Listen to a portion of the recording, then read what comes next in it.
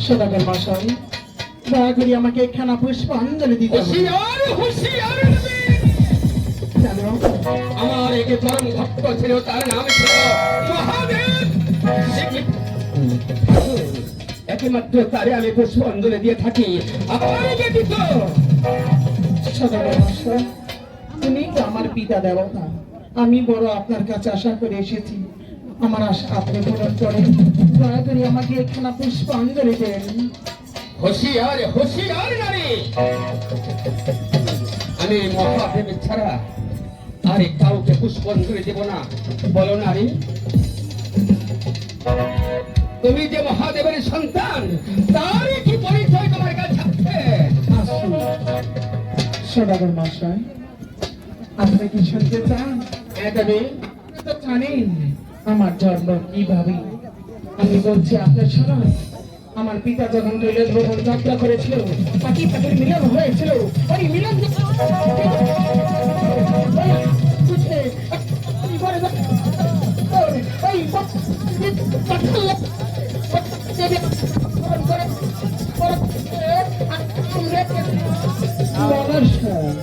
ঠিক আছে দেবী, নমস্কার দেবী। আমার নমস্কার তুমি সাদরে গ্রহণ করে নিয়ে যাবে। শুধু নমস্কার দিলে চলবে না, তাহলে কি করতে হবে দেবী? আমাকে একটি পুষ্প দিতেই হবে। ঠিক আছে দেবী, এই বিশ্বের সবাই যে তোমাকে পুষ্পাঞ্জলি এবং কি বাড়ি পূজা দিয়ে থাকে, আমি হলাম এই বিশ্বের বড় জাতি সদাগর। তুমি একটি পুষ্পাঞ্জলি আমার কাছে পেয়ে থাকো দেবী। বলো দেবী, তোমার সে ভোগের আয়োজন কি? সদাগর মশাই, বলো দেবী। দেব মহাদেব শিক্ষা করবে। আমার পিতা দেবতা পুষ্পটা দিয়ে হবে, আমাকে পুষ্পটা আমি সুসম্মানে নেব। ঠিক আছে দেবী, আমি সেইভাবে তোমাকে পুষ্পাঞ্জলি দেবে দেবী। তুমি কিছুক্ষণ অপেক্ষা করো, আমি এই মুহূর্তে তোমার পুষ্পাঞ্জলি সাজাই নিয়ে আসছি।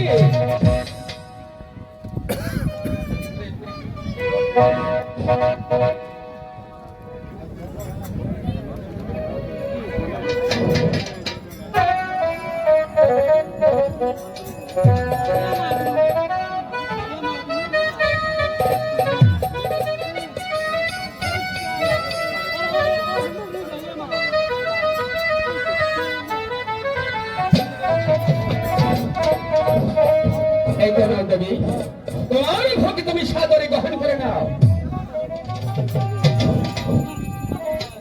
সদাগর মশাই, বলো দেবী, আমি তো এইখানেই অপেক্ষা করব, আমি তো এইখানেই গ্রহণ করবো। তাহলে তুমি কোথায় নিবে দেবী? ওই গাছে দেখে ভিন্ন গাছের গোড়া, ওই গাছটার করে দিলে আমি সকালে দান করে দিব। ঠিক আছে দেবী, তাহলে তুমি আমার আগে চলো, আমি তাদের সদাগর তোমার পিছা আসছি দেবী। সদাগর মশাই, আপনাকে অপমান করা যে কথা, আমার পিতা দেবতাকে অপমান করা একই কথা। আগে চলে, আমি আপনার পিছে আছি। ঠিক আছে দেবী। দেখি দেবী, এ তুমি কি খেলে?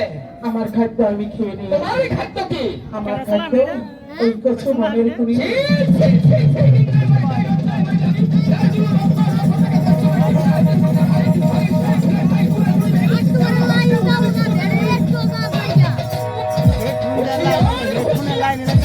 আমার পুষ্প যখন ফেলে দিয়েছে, হ্যাঁ, এই ব্যাংক থেকে কানিকে চাঁদের সদাগর কখনো পূজা দিবে না।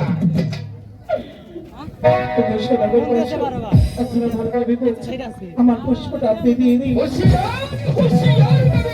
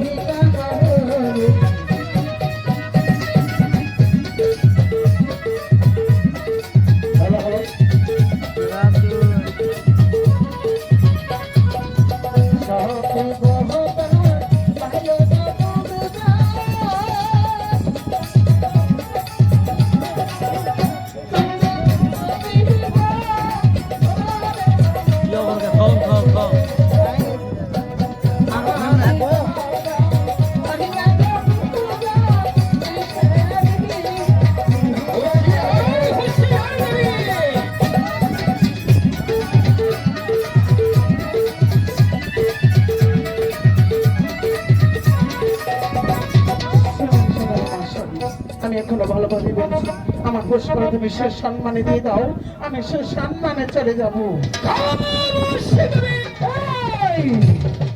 এই চাপির সারা করে একেবারে যাবো না।